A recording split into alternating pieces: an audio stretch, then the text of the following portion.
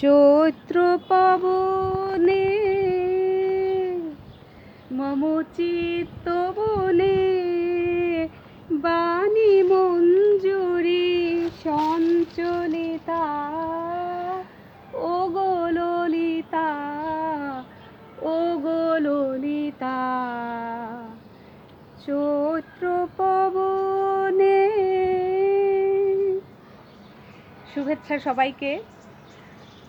চৈত্র প্রায় শেষ দিকে, 24 তারিখ আজ হয়তো। তারপরে বৈশাখ সমাগত, বৈশাখ আসছে, বসন্ত চলে যাচ্ছে, মন খারাপ আমার।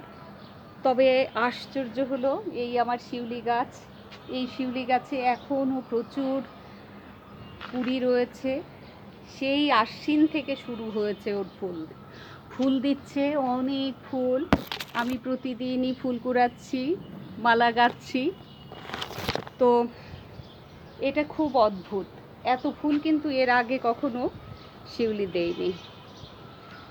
চৈত্র পবনে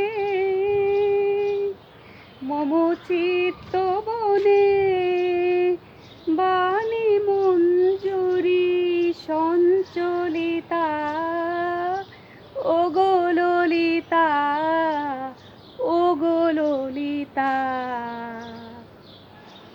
এই আরেক রূপবতী আমার টগর, সেও সেজেছে, অনেক ফুল ফুটছে প্রতিদিন। আমি কুড়াই, মালা গাঁথি। ফুল কুড়ায় মালা গাঁথা সেটা একটা অসাধারণ অনুভূতি।